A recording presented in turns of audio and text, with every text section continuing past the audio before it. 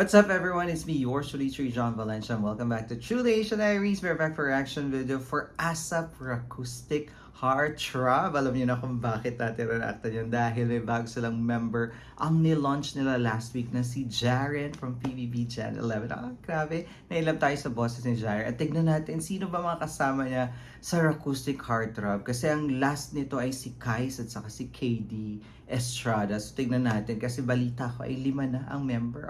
One Direction na sila for today's video. Charit. Kaya naman excited tayo dyan. But before we proceed guys, if you're new to this channel, please don't forget to like our video and also subscribe to Truly Asia Diaries. So what are we waiting for? Let's go check this out. Alright, we are playing in 3, 2, 1, and go. Here it is guys. Ay, di mga sila. Mga nakigigitara. Ay! Pogi!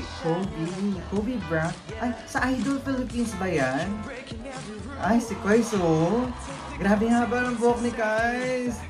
First din to eh.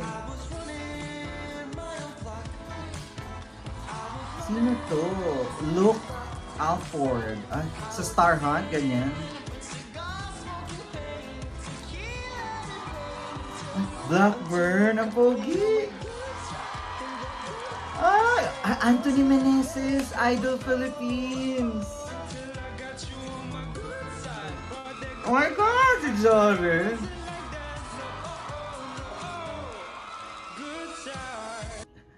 Wait guys, oh my God, si Jaren ang walang instrument for today's video. Siya ang main vocalist. Ganyan yan. Jaren, tignan natin, no? Parang alam ko marunong din si Jaren mag-play ng instrument. I think it's guitar or piano as well. But Anthony Meneses is here. Oo, yun sa Idol Philippines. Reactan ko yun dati yung audition niya kasi masarap din yan. Pero syempre, parang boy band ang dating.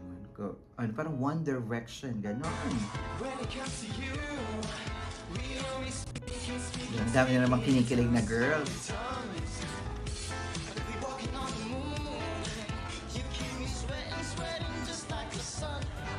Fairness, ganda ng boses nila. Kaya ng lip sync.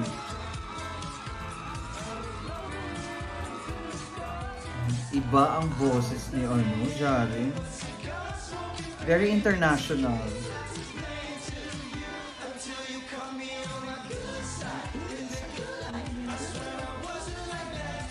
Ay, sumasayaw-sayaw pa si Jaren, oh.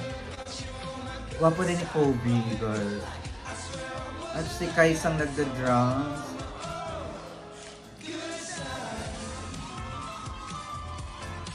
Diba? For the kilig-kilig ang mga audience.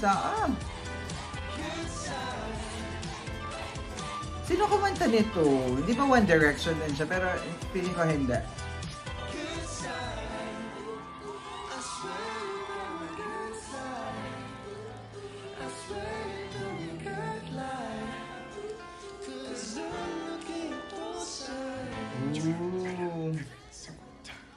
Ay! Ba't ganun? Si Jaren yung bumubulong? Ganun yan.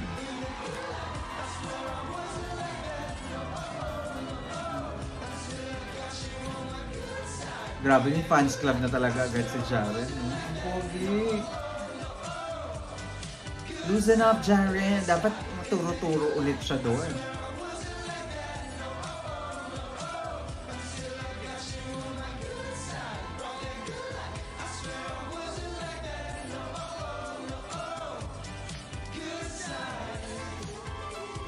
Cute! Good vibes lang, no?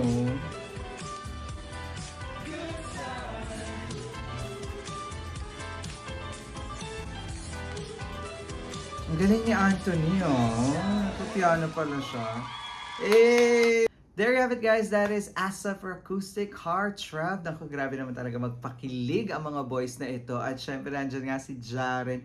Grabe, iba, parang yung boses ni Jaren, very international talaga. And the way na kinombine siya dun sa lahat ng mga Acoustic Heartthrobs, ang cute lang, no? Parang may bago tayong boy band na abangan every Sunday at magpapakilig sa atin. At syempre, nandiyan si Anthony, bet ko rin si Kobe. Pero si Anthony, saka si ano ba yun? Blackburn. Bakit gano'n? Feeling ko mga Idol Philippines sila or mga The Voice, ganyan yan. Or Star Hunt. Kasi talagang sa pang-audition na ganyan, ang daming na-discover na talent. And I just remember Anthony Meneses from Idol Philippines kasi sobrang galing niya ng audition niya. Pero sayang lang hindi siya nakaabot sa finals. But tignan mo naman, nasa ASAP na siya ngayon. And he's good at playing the piano pala, no? Sana next time si Jaren din meron siyang instrument para mas give na give. Tapos medyo palapitin niyo sa mga audience. Yung ganyan, magwawala talaga sila pag lumapit yung mga acoustic heartthrobs sa audience. Ganon. Para mas feel natin yung vibe. Tapos sana live. Oo, kasi parang medyo lip sync ang nangyari for today's video. But nevertheless, pinakilig nila tayo at alam kong kinilig kayo. And don't forget to like our video and also subscribe to Truly Asia Diaries sa mga susunod nating reaction, of course. Once again, my name is John. This is Truly Asia Diaries. I'll see you on my next one. Spread happiness, guys. Bye for now.